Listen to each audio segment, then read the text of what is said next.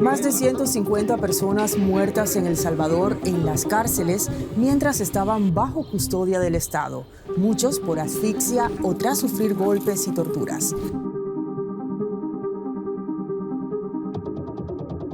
Así lo denuncia un informe recién publicado con relatos de sobrevivientes que denuncian la situación dentro de las prisiones. Según las denuncias, la mayoría de los fallecidos son jóvenes detenidos sin investigación o juicio previo durante el régimen de excepción implementado por el presidente Nayib Bukele desde marzo del año pasado, y que para muchos defensores de los derechos humanos es la causa de numerosos abusos.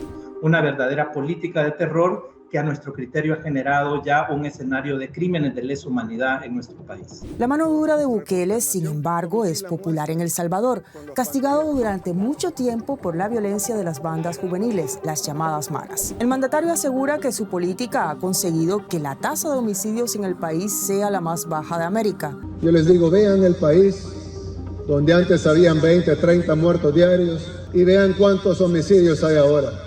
Días, semanas enteros sin homicidios. ¿Son las detenciones masivas y los abusos en las cárceles el precio que está pagando el país? ¿Qué está pasando realmente en las prisiones de El Salvador? Veámoslo en contexto.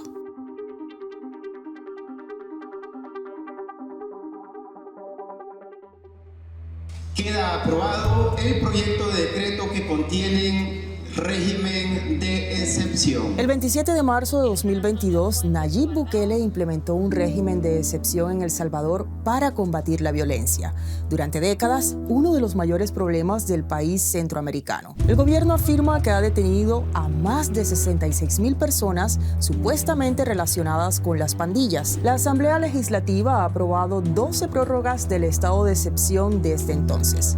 La última, al igual que las anteriores, suspende los derechos a recibir información sobre los motivos de la detención, a no ser obligado a declarar y a tener acceso inmediato a un abogado. Activistas denuncian desde hace tiempo que el estado de excepción ha conducido a graves violaciones de los derechos humanos. Este régimen de excepción, que ya tiene más de un año, se ha convertido en una práctica del gobierno de Nayib Bukele, una forma de gobernar en donde se suspenden las garantías más fundamentales, en este caso las garantías del debido proceso, de un juicio justo, en donde se han encarcelado a más de 60,000 personas en un periodo de un poco más de un año, en donde la mayoría de estas personas se encuentra encarcelada en situaciones de hacinamiento, de precariedad, de violaciones a los derechos humanos, sin que hayan sido enjuiciadas, sin que se haya determinado la responsabilidad penal sobre los hechos a los que se le acusa. Ahora, Cristosal, la principal organización de defensa de los derechos humanos salvadoreña, acaba de publicar un reporte demoledor con información detallada sobre abusos y detenciones arbitrarias. La organización ha hecho un exhaustivo trabajo de documentación sobre lo ocurrido entre el 27 de marzo de 2022 y el 27 de marzo de este año. Bueno, hemos tenido acceso a muchas evidencias testimoniales, tanto familiares como personas que han estado meses en estas condiciones de tortura y han podido dar su testimonio, pero también otras fuentes documentales que han incluido reportes forenses y otro material audiovisual. Hemos documentado esto a lo largo de todo este año de vigencia del régimen de excepción. Para muchos defensores de los derechos humanos, este informe confirma lo que venían denunciando hace tiempo. Ya sabíamos de las graves violaciones a los derechos humanos cometidas por el gobierno de Nayib Bukele en el contexto del estado de excepción, pero sin lugar a duda leer los testimonios sobre tortura, sobre el maltrato a las personas que se encuentran en prisiones, sobre este hacinamiento y las consecuencias que está generando, sobre la muerte de personas bajo custodia del Estado y las violaciones a los derechos humanos a las familias de estas personas que ni siquiera son informadas, pues ponen nuevamente en descubierto cómo esta política sistemática de violaciones a los derechos humanos que el presidente Nayib Bukele pretende mostrar al mundo como una política de contención a las pandillas, como una política de seguridad pública. Cristosal concluye que 3,403 personas sufrieron violaciones de derechos humanos. Entre ellos, un 1,2% eran menores de edad. La causa de la detención, en la mayoría de los casos, es la supuesta pertenencia a pandillas. Sin embargo, muchos familiares de los detenidos denuncian que los arrestos se realizan de forma arbitraria. ¿Cómo va a creer que a todita la gente la están llevando por la misma causa?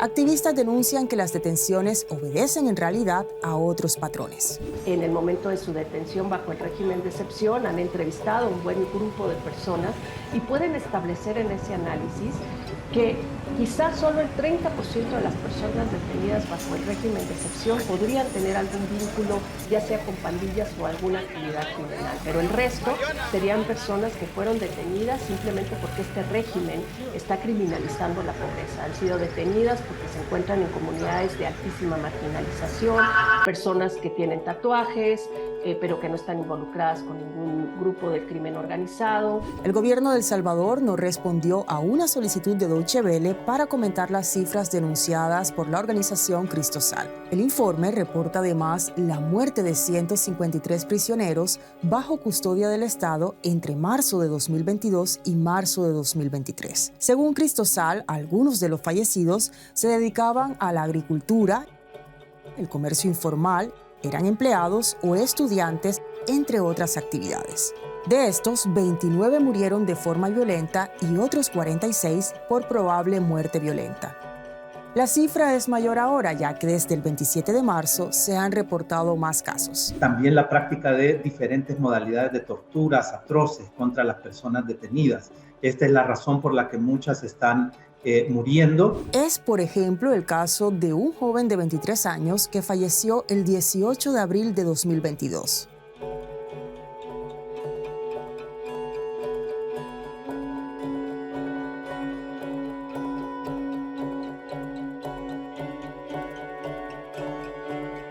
El informe también revela que en algunos casos la causa de muerte establecida por los médicos forenses no coincide con las condiciones de salud previas de los fallecidos.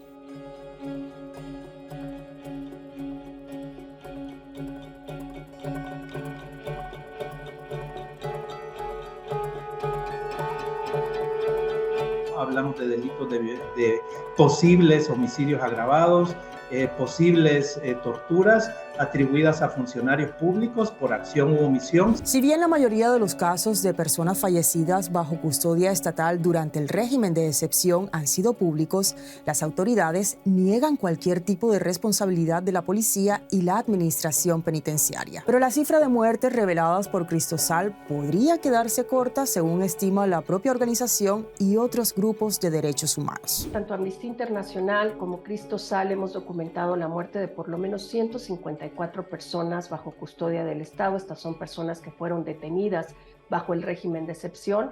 Sin embargo, consideramos que puede ser un número mayor, dado que se conoce la existencia de fosas comunes dentro de las propias cárceles. Muchas familias denuncian también que no reciben información sobre la fecha y causa de muerte.